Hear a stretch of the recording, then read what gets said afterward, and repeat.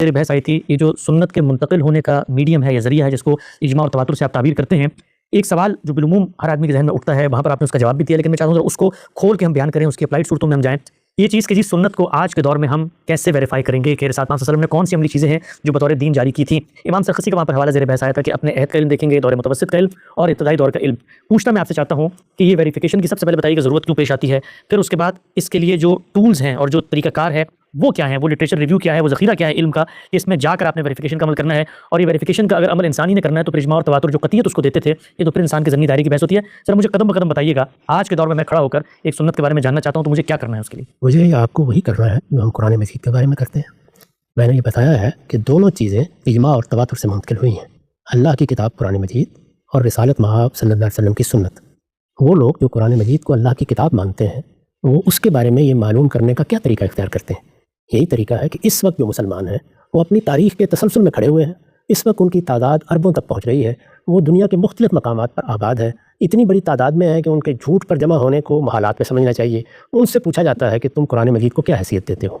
जब आप ये पूछते हैं आपका इत्मीनान हो जाता है कि कुरान मजीद जिस सूरत में मैं जाकर बाज़ार से लेता हूँ, मैं उसका मुताला करता हूँ, उसी कुरान मजीद को मुसलमान हर जगह अल्लाह की किताब की हैसियत से पेश कर रहे हैं और अल्लाह की किताब की हैसियत से पेश कर रहे हैं और उसके साथ उसकी पूरी तारीख़ पर शहादत दे रहे हैं कि ये वही किताब है जो अल्लाह के आखिरी पैगंबर ने पेश की थी। उसके बाद नस्लन बाद नस्लन मुसलमानों ने इसको मुंतकिल किया है, इस वक्त ये हमारे पास मौजूद है। उसको शाये करते हुए हो सकता है किसी मकतबे ने आज उसको शाये किया हो, कल कोई मकतबा अपने तरीके पर उसको दूसरी तरह शाये कर दे, लेकिन वो जैसे कुछ भी है वो पूरा का पूरा कुरान उसी सूरत में हमारे पास मौजूद है जिस सूरत में उसको रिसालत महब सल्लल्लाहु अलैहि वसल्लम ने जिब्रील अमीन से हासिल किया था और जिब्रील अमीन ने उसको बारगाह खुदाबंदी से हासिल किया था।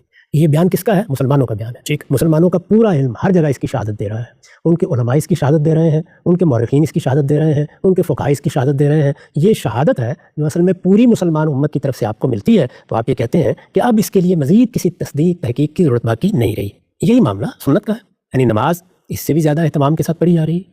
नमाज तो देखी जा सकती है, जाके हर मस्जिद में आप जाके 5 वक्त नमाज देख सकते हैं, पढ़ सकते हैं, उसके बारे में उलमा से पूछ सकते हैं। सब मुसलमान उसमें शरीक हो रहे होते हैं, हर मुसलमान अपने बच्चों को नमाज सिखा रहा होता है। तो इस तरह पूरी मुसलमान उम्मत नमाज के बारे में ऐसा ही अहतमाम किए हुए है। यही सूरत रोज़े की, यही सूरत हज की, यही सूरत कुर्बानी की है। इसी पर आप बाकी चीज़ों को क्यास कर लीजिए। तो इसमें सबसे पहली चीज़ जो देखी जाती है वो ये है कि इस वक्त मुसलमान अरबों की तादाद में दुनिया के मुख्तलिफ़ इलाकों में मुख्तलिफ़ खित्तों में किसी चीज़ को अगर दीन की हैसियत से पेश कर रहे हैं तो क्या कहकर पेश कर रहे हैं? किसी रवायत की बुनियाद पर पेश कर रहे हैं या इजमा और तवातुर की बुनियाद पर पेश कर रहे हैं? तो सुन्नत के मामले में बिल्कुल वही तरीका इख्तियार किया जाएगा जो कुरान मजीद के बारे में हम इख्तियार करते हैं।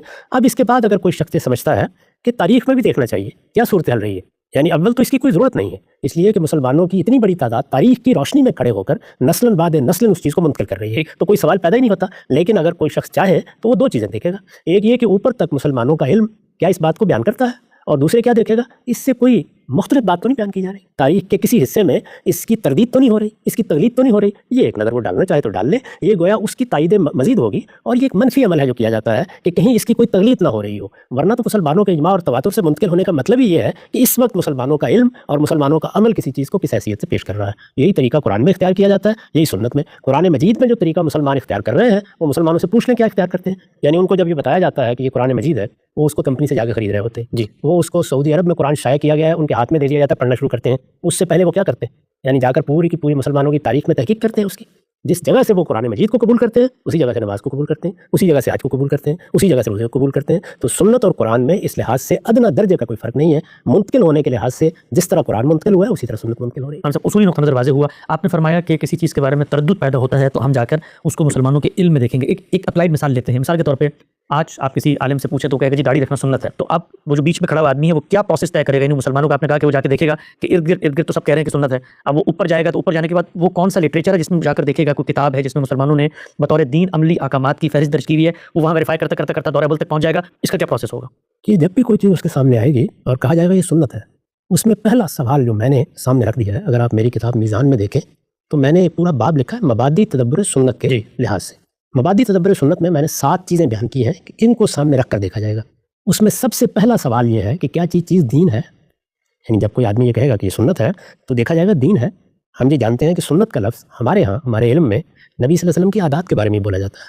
نبی صلی اللہ علیہ وسلم کے معمولات کے بارے میں بھی لوگ یہ لفظ استعمال کر لیتے ہیں. چنانچہ فقہا سنت کی پھر قسمیں بیان کرتے ہیں کہ یہ شرعی چیز ہے، یہ شرعی چیز نہیں ہے، یہ کوئی عادی چیز ہے، بہت سی قسمیں بیان کرتے ہیں. تو سنت کا محض لفظ کافی نہیں ہے اس کے لیے. سب سے پہلا سوال یہ کیا جائے گا کیا یہ چیز دین ہے؟ رسالت میں آپ صلی اللہ علیہ وسلم نے اس کو دین کی حیثیت سے جاری فرمایا ہے. جب آپ یہ سوال کریں گے تو ظاہر ہے کہ اگر وہ چیز اپنی نوعیت کے لحاظ سے دین ہے تو سوال ختم ہو گیا، اور اگر اپنی نوعیت کے لحاظ سے دین نہیں ہے تو آپ یہ معلوم کرنا چاہیں گے کہ کہاں اس کو بیان کیا گیا ہے. جیسے ہی آپ بیان کریں گے یہ بالکل واضح ہو جائے گا کہ داڑھی کے معاملے میں یہ مسئلہ پیدائی روایات سے ہوا ہے. اس کے بعد ظاہر ہے کہ اخبار احاد کا مسئلہ ہے، اخبار احاد کو سمجھا جاتا ہے، ان میں کوئی رائے قائم کرنی ہے کی جائے گی، نہیں قائم کرنی تو نہیں کی جائے گی. تو سب سے پہلی چیز یہ دیکھی جاتی ہے کہ کیا یہ معاملہ دین کا ہے. ایک آدمی کہتا ہے کھجور کھانا سنت ہے، ایک دوسرا آدمی یہ کہتا ہے کہ فلاں طرح کا کھانا پکانا سنت ہے. تو کیا ان سب چیزوں کے بارے میں آپ تحقیق کرنے چلے جائیں؟ پہلے آپ یہ معلوم کرتے ہیں کہ وہ چیز کیا فی الواقع دین ہے. تو میں نے پہلا اصول یہی بیان کیا ہے کہ اللہ کے پیغمبر دین دینے کے لیے آئے ہیں. اگر ایک چیز دین ہے تو پھر اگلا سوال ہوگا، اگلا سوال یہ ہوگا کہ وہ دین تو ہے لیکن کیا وہ مستقل بذات دین ہے؟ یعنی وہ کوئی ایسی چیز تو نہیں ہے کہ جس کو آپ کسی دوسری چیز سے سمجھ لیتے ہیں یا اس کے نتیجے کے طور پر جان لیتے ہیں یا اس کے اطلاق کے طور پر پہچان لیتے ہیں. اگر وہ اس نوعیت کی چیز ہے تو پھر وہ سنت نہیں ہو سکتی، وہ اسوہ حسنہ ہوگا، وہ تفہیم و تبیین ہوگی. تو یہ سارا طریقہ ہے جس کو میں نے ان 7 اصولوں کی صورت میں بیان کر دیا. ٹھیک، نقطہ واضح ہوا. یہ بات تو بالکل واضح ہے کہ جس چیز کے بارے میں دعویٰ کیا جا رہا ہے پہلے دعویٰ یہ ہونا چاہیے کہ یہ اجماع اور تواتر سے ہم تک پہنچی ہے اور ہم اس کو بطور سنت کے پیش کر رہے ہیں. اب ویریفیکیشن کا جو عمل ہوگا وہ اس اجماع اور تواتر کے دعوے کے بعد ہوگا. ہم سب یہ جب آپ فرماتے ہیں کہ علم کو دیکھے دور متوسط کے، دور اول کے، تو علم کا ذخیرہ یہ گفتگو میں آیا اکثر کہ فقہ کی کتابوں کے اندر وہ چیزیں لکھی جا رہی ہوتی ہیں کہ مسلمان کس چیز کو بطور دین کے، بطور سنت کو اپنا رہے ہیں، کس چیز پر اجماع اور تواتر ہے، وہ ریکارڈ وہاں پہ آ رہا ہوتا ہے. عام طور پہ تاثر یہ ہے، لوگ سوال بھی پوچھتے ہیں چلے ہم گئے ہیں کسی چیز کے بارے میں چیک کرنے صرف اپنے اطمینان کے لیے، کوئی تردد نہیں پیدا ہوا کہ بھائی یہی چیز پہلے سے لے کر آج تک ہے. اس طرح قرآن مجید پہ بھی لوگ اعتراضات کرتے ہیں تو ہم کہتے ہیں کہ دیکھیں قرآن تو ہمیشہ سے اسی طرح چلا رہا ہے، اور کوئی پرانا نسخہ بھی ملتا ہے تو ہم کہتے ہیں دیکھو اس میں بھی یہ لکھا ہوا ہے، اس میں بھی یہ لکھا ہوا ہے. تو کوئی اس طرح سے اگر کرنا چاہے یہ بتانے کے لیے کہ ہمارے دین کے یہ احکامات اسی طرح سے منتقل ہوئے ہیں شروع سے لے کے آخر تک، تو وہ پہلے دور میں کہاں جائے گا، کس فقیہ کی کتاب دیکھے گا؟ اس لیے کہ ہمارے جو فقہاء ہیں ان میں بھی 4 بڑے مسالک ہیں، مراتب ہیں، اور ان میں فرق بھی کیا جاتا ہے. تو کس کتاب سے جا کے وہ فہرست اخذ کی جائے گی؟ جب بھی آپ کسی چیز کو تاریخ میں دیکھنا چاہتے ہیں تو اس میں سب سے پہلے یہ جاننا چاہیے کہ اس فن کی یا اس علم کی تاریخ کہاں ہے. مثلا آپ نحو کی تاریخ جاننا چاہتے ہیں تو نحو کی تاریخ آپ کو البدایہ والنہایہ میں نہیں ملے گی. اس کے لیے آپ کو نحو کی کتابیں دیکھنی ہوں گی. آپ دیکھیں گے کہ اچھا خلیل بن احمد نے کب سے ابتدا کی ہے، یہ فرہ کون تھے، یہ اخفش کون تھے، یہ سیبوے کی کتاب کیا ہے، یہ کس دور میں لکھی گئی. ظاہر آپ کے سامنے نحو کی پوری تاریخ آ جاتی ہے، یعنی نحو کا علم کہاں سے شروع ہوا، مختلف ادوار میں کس طرح وہ آگے بڑھا، پھر اس میں کیسی تنقیح ہوئی. اس وقت ہمارے ہاں جو کتابیں موجود ہیں، ابرزی کی کافیہ، ابن حاجب کی کافیہ، شرح جامعہ ہمارے یہاں پڑھائی جا رہی ہیں، یا اس وقت دور جدید میں بہت سی کتابیں لکھی جا رہی ہیں. تو جب آپ ان کو ایک لائن میں دیکھ لیتے ہیں تو پوری تاریخ آپ کے سامنے آ جاتی ہے. اسی طریقے سے آپ رسالت مآب صلی اللہ علیہ وسلم کی تاریخ دیکھنا چاہتے ہیں تو ظاہر ہے سب سے پہلے آپ حدیث کی کتابیں دیکھیں گے. اس کے بعد آپ تاریخ کی کتابیں جو تاریخ کے نام سے لکھی جاتی ہیں ان کو دیکھیں گے. سیرت کی کتابیں دیکھیں گے جیسے ابن اسحاق ہے، ابن ہشام ہے. تو آپ کے سامنے رسالت مآب صلی اللہ علیہ وسلم کے واقعات، حالات، اس کی پوری تاریخ آ جائے گی.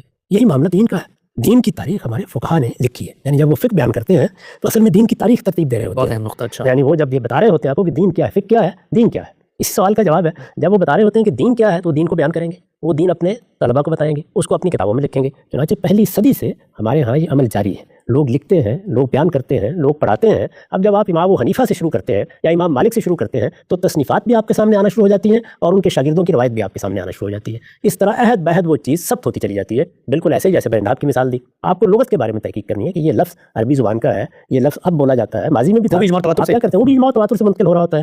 اس کو بھی آپ پھر دیکھتے ہیں کہ اچھا لغت میں کیا چیزیں ہیں تو آپ کے سامنے آتی ہے کہ المخصص ہے یا المحکم ہے، یہ فلاں ہے. اس کے بعد آپ عہد بہد اس کو لسان العرب میں اور اسی طرح جوہری کی سیاہ میں دیکھتے چلے جاتے ہیں یہاں تک کہ موجودہ دور تک کے تمام اہل لغت اس کو بیان کر رہے ہوتے ہیں. تو یہی طریقہ ہے. یعنی ہر علم کی تاریخ اس علم سے متعلق کتب میں دیکھی جاتی ہے اور اس سے متعلق اہل علم کے ہاں اس کو سمجھا جاتا ہے. تو اگر آپ دین کی تاریخ جاننا چاہیں تو آپ کو فقہ کی طرف رجوع کرنا چاہیے. نقطہ واضح ہوا. آگے بڑھاتے ہیں سلسلہ گفتگو کو. اچھا ہم سب ایک سنت ہمارے پاس آ گئی ہے اور اس کے بارے میں اجماع ہے، تواتر ہے کہ بھائی یہ سنت اسی طرح سے تھی، لیکن اس کے کسی جز کے بارے میں اختلاف ہو رہا ہے. جیسے نماز کے اندر ہم نے تفصیل سے آپ سے گفتگو کی تھی، آپ کو نقطہ نظر بھی جانا تھا کہ رفع یدین کی حیثیت کیا ہے، اختیاری اعمال کے اندر کیسے اختلاف بھی ہو جاتا ہے، اس سے اصل سنت پر اجماع تواتر کے عمل پہ کوئی فرق نہیں پڑتا.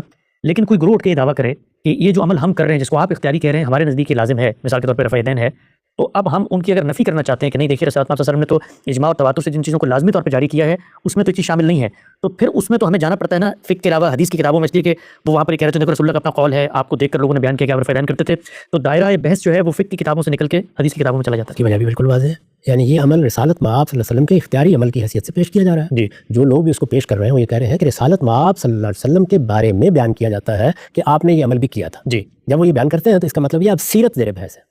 یعنی یہاں دین زیر بحث نہیں ہے، سیرت زیر بحث ہے. رسالت مآب صلی اللہ علیہ وسلم نے کوئی دینی کام کیسے کیا، رسالت مآب صلی اللہ علیہ وسلم نے حج کیسے کیا، رسالت مآب صلی اللہ علیہ وسلم نے رمضان کیسے گزارا، اس میں اب ہم سیرت میں چلے گئے. جب ہم سیرت میں جائیں گے تو سب سے پہلے میں نے آپ سے عرض کیا کہ حدیث کی کتابیں دیکھیں گے. تو اگر معاملہ سیرت کا ہے تو حدیث کی کتابیں اولین حیثیت رکھتی ہیں، اس کے بعد ابن اسحاق، اس کے بعد ابن ہشام، اس کے بعد صحابہ کے آثار، وہ سب دیکھے جاتے ہیں۔ تو ہر چیز سے متعلق پہلے یہ طے کیا جاتا ہے کہ اس کا کس علم سے تعلق ہے، یعنی اگر وہ حضور کا کوئی اسوہ حسنہ ہے، آپ کی سیرت کی کوئی بات ہے تو سیرت کی طرف رجوع کریں گے۔ اس میں سب سے پہلی چیز حدیث کی کتابیں ہیں، اس لیے کہ حدیث کیا ہے، وہ زمانہ رسالت کی تاریخ ہے۔ تو جب آپ اس تاریخ کی طرف رجوع کریں گے تو ایک مسئلہ اگر آپ کو اب بتایا جا رہا ہے تو اس کی پوری تاریخ آپ کے سامنے آ جائے گی۔ اس کو آپ تراویح سے سمجھ سکتے ہیں۔ ہمارے یہاں تراویح پر کم و بیش اس وقت آپ کو اجماع نظر آتا ہے، سب لوگ تراویح پڑھ رہے ہیں، ہر جگہ تراویح کی نمازیں ہو رہی ہیں، چھوٹے موٹے اختلافات کے باوجود۔ لیکن جیسے ہی آپ تاریخ میں جاتے ہیں کہ رسالت مآب صلی اللہ علیہ وسلم کے ہاں سے یہ شروع کیسے ہوئی، جیسے ہی آپ جاتے ہیں تو آپ کو معلوم ہونا شروع ہو جاتا ہے کہ اس طریقے سے شروع ہوئی ہے، ان مراحل سے گزری ہے، سیدنا عمر نے اس کو یہ حیثیت دی ہے، اس کے بعد یہ مسلمانوں میں رائج ہو گئی۔ تو یہ ہو نہیں سکتا کہ ایک مسلمان قوم اتنی بڑی تعداد میں تاریخ کی روشنی میں کھڑی ہو اور اس کے یہاں چیزیں خلط ملط ہو جائیں۔ ہر چیز کے بارے میں معلوم ہو جاتا ہے یہ کب شروع ہوئی، کہاں سے شروع ہوئی، کہاں تک پہنچی، اب اس کی کیا صورتحال ہے۔ چنانچہ اس وقت بھی جب آپ لوگوں کی طرف رجوع کرتے ہیں تو آپ کو کیا کہتے ہیں، وہ یہ کہتے ہیں کہ ہم نے تو حدیث کی فلاں کتاب میں لے کر رفع دین کیا جا رہا تھا۔ تو ظاہر ہے کہ یہ معاملہ اب سیرت سے متعلق ہو گیا۔ تو سیرت میں رسالت مآب صلی اللہ علیہ وسلم کے مختارات بیان ہوتے ہیں، یعنی آپ نے دین میں کسی چیز کو اگر اختیار کیا، کسی اختیاری چیز کو جس کا آپ نے سب کو اختیار دیا تھا، اس میں آپ نے کسی چیز کو اختیار کیا تو وہی معلوم ہوگا، یا کسی چیز پر عمل کرتے ہوئے آپ کی کیفیت کیا تھی، آپ کے احوال کیا تھے، آپ نے کیا اہتمام کیا، اس کو جاننے کا کیا ذریعہ ہے، وہی حدیث کی کتابیں۔ تو ہر چیز کو پہلے متعین کیجیے آپ کیا جاننا چاہتے ہیں، یعنی آپ کسی سنت کو معلوم کرنا چاہتے ہیں تو اجماع اور تواتر کی طرف رجوع کریں، آپ اس کی تاریخ دیکھنا چاہتے ہیں تو فقہا کے یہاں دیکھیں، آپ رسالت مآب صلی اللہ علیہ وسلم کے مختارات جاننا چاہتے ہیں، آپ کا اسوہ حسنہ جاننا چاہتے ہیں تو آپ حدیث کی کتابوں کی طرف رجوع کریں، سیرت کی کتابوں کی طرف رجوع کریں۔ تو یہ میں نے آپ کو سب کے بارے میں بتایا ہے کہ علم کی تاریخ اس فن سے متعلق متعین کرتے ہیں، پھر اس کی طرف رجوع کرتے ہیں۔ اچھا ہم سب یہ بھی آپ نے بات فرمائی کہ رسالت مآب صلی اللہ علیہ وسلم کے مختارات دین پر عمل کا نمونہ یا اسوہ حسنہ معلوم کرنا ہے، تو پھر آپ ذخیرہ روایت کی طرف جاتے ہیں، ان کیفیات کو دیکھتے ہیں کہ کس طرح آپ نے اس دین پر عمل درآمد کیا۔ اگر دوسری طرف سے یہ کہا جائے کہ جس چیز کو آپ کہہ رہے ہیں کہ رسول اللہ کے مختارات معلوم کرنے کے لیے ہم جا رہے ہیں ذخیرہ روایت میں، ہمیں ذخیرہ روایت سے یہ نظر آتا ہے کہ وہاں پر اللہ کے پیغمبر کا ایک عمل نقل ہوا ہے کہ آپ ہمیشہ دوام اور استمرار سے رفع دین کرتے تھے۔ تو اب آپ جو دعویٰ کر رہے ہیں کہ نہیں یہ تو مختارات کا بیان ہے، نہیں مختارات کا بیان وہ کہتے ہیں ہمارے نزدیک نہیں، ہمیں تو یہ کتاب چیز کے بتا رہی ہے کہ آپ اتنا اہتمام کرتے تھے تو یہ تو ہمارے نزدیک مختارات نہیں ہے۔ کسی حدیث میں یہ بات نہیں لکھی ہوئی کہ رسالت مآب صلی اللہ علیہ وسلم دوام و استمرار کے ساتھ ایسا کرتے تھے، اس سے حدیث کا پورا ذخیرہ بالکل خالی ہے، تو اس وجہ سے یہ سوال پیدا نہیں ہوگا۔ لیکن وہ کہتے ہیں عدم رفع دین تو کوئی روایت ہی نہیں ہے، اس لیے کہ صرف یہ روایات ہیں۔ میں یہی بات کہی کہ عدم پر نہیں ہے، روایت ہونی نہیں چاہیے، عدم پہ روایت کیوں ہوگی؟ یعنی کسی چیز کو جب سنت کے طور پر جاری کر دیا گیا تو اب اس کے وجود و عدم پہ روایت کا سوال نہیں ہے۔ جی روایت تو آئے گی وہاں جہاں حضور کا کوئی اسوہ بیان کیا جائے گا، آپ کے مختارات بیان کیے جائیں گے۔ جس چیز کو آپ نے دین کی حیثیت سے جاری کر دیا ہے وہ روایت کا حصہ بن ہی نہیں سکتی۔ میں اس سے آگے بڑھ کے یہ کہتا ہوں جس کو آپ نے جاری کر دیا وہ قرآن کا حصہ نہیں بن سکتا۔ اچھا قرآن مجید میں بھی وہ چیز اس طرح زیر بحث آئے گی۔ مثال کے طور پر نماز کو دیکھیے، یعنی نماز کو رسالت مآب صلی اللہ علیہ وسلم نے ایک سنت کی حیثیت سے جاری کیا ہے۔ اب پورے قرآن میں آپ دیکھ جائیے جگہ جگہ نماز کا ذکر ہے، جگہ جگہ اس کی تاکید کی گئی ہے، کوئی ایک مقام بھی نہیں بتایا جا سکتا جس میں پہلی مرتبہ نماز کو جاری کرنے کا حکم دیا گیا ہو۔ وہ نماز کی تاریخ بیان کرے گا، قرآن مجید اس کی تاکید کرے گا، قرآن مجید اس سے متعلق بعض سوالوں کے جواب دے گا، قرآن مجید اس میں رخصت کے بعد قوانین بیان کرے گا، یعنی پہلے سے موجود ایک چیز کے بارے میں گفتگو ہو رہی ہے۔ یہی روزے کے بارے میں آپ دیکھیں گے، یہی آپ حج کے بارے میں دیکھیں گے۔ تو حدیث کی کتابوں میں بھی یہی ہوگا کہ پہلے سے موجود ایک چیز کے بارے میں اگر کوئی سوال ہوا ہے تو اس کا جواب دیا جا رہا ہے، اگر کوئی بات پوچھی گئی ہے تو اس کو واضح کیا جا رہا ہے، اور اگر حضور کے کسی عمل کے بارے میں کسی صحابی نے یہ دیکھا کہ یہ عمل ایسے بھی کیا ہے تو اس کو بیان کیا جا رہا ہے۔